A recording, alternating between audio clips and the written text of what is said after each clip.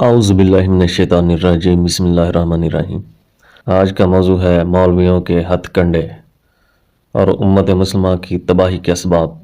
تو اس میں جو بہت بنیادی چیز ہے وہ ہے نظریہ تعظیمی، ادب کا نظریہ، جو کہ ہونا تھا خدا تعالی وحدہ لا شریک کی ذات بابرکات کا، جو ہر صفت و ثنا کا مالک ہے، ہر تعریف کا مالک ہے، وہ خالق کائنات ہے، وہ مالک کائنات ہے، جو سب کو عطا کرتا ہے، سب کچھ عطا کرتا ہے، جو بے نیاز ہے، جس کو کسی چیز کی حاجت نہیں، وہ سب کو عطا کرنے والا ہے۔ تو ادب ہونا تھا اس ذات بابرکات کا اور اس کے احکامات کا۔ اور اس پر ایک واقعہ ابلیس، شیطان لعین اور سیدنا آدم علیہ السلام کا قرآن پاک میں واقعہ موجود ہے، جہاں سے اچھائی اور برائی کی جنگ شروع ہوئی۔ تو وہاں پر تعظیم بتائی گئی خدا کے حکم کی، خدا کے حکم کی اہمیت بتائی گئی، جبکہ انہوں نے اس کو لگا دیا شخصیات پر۔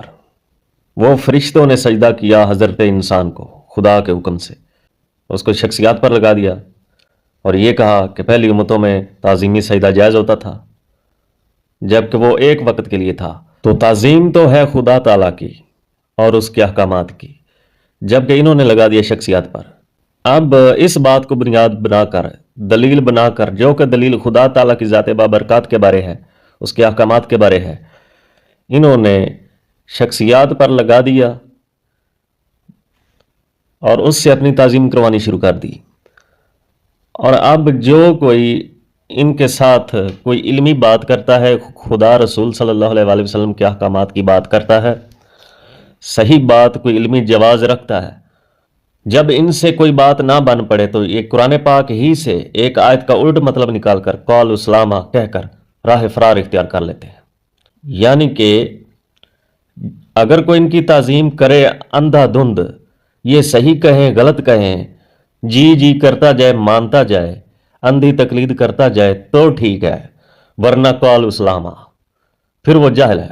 اگر اس کے پاس کوئی علمی بات جواب ہے یا علمی جواز ہے تو پھر یہ لوگ کیا کرتے ہیں؟ قول اسلامہ، یہ اس آیت کو اپنے لیے استعمال کرتے ہیں۔ اور کچھ لوگ ہمارے معاشرے میں ایسے بھی آ چکے ہیں کہ جن کا لہجہ، جن کی زبان ایسی ہے کہ ان لوگوں کو قول اسلامہ کہنے کی بھی ضرورت نہیں ہوتی۔ تو آپ سمجھ لیں کہ وہ کون سی زبان ہوگی اور کون سا لہجہ ہوگا کہ ایسے لوگوں کو قول اسلامہ کہنے کی بھی ضرورت نہیں ہے۔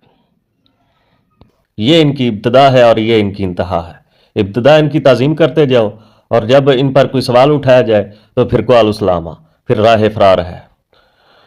یہ ہے ان کی ابتدا اور انتہا۔ تو اللہ پاک ہم سب مسلمانوں کو اسلام دین دشمن لوگوں سے اپنے حفظ و امان میں رکھے، ہمارے ایمان کی سلامتی، ہمارے ایمان کو سلامت رکھے اور ایمان سے اس دنیا سے لے جائے۔ آمین ثم آمین۔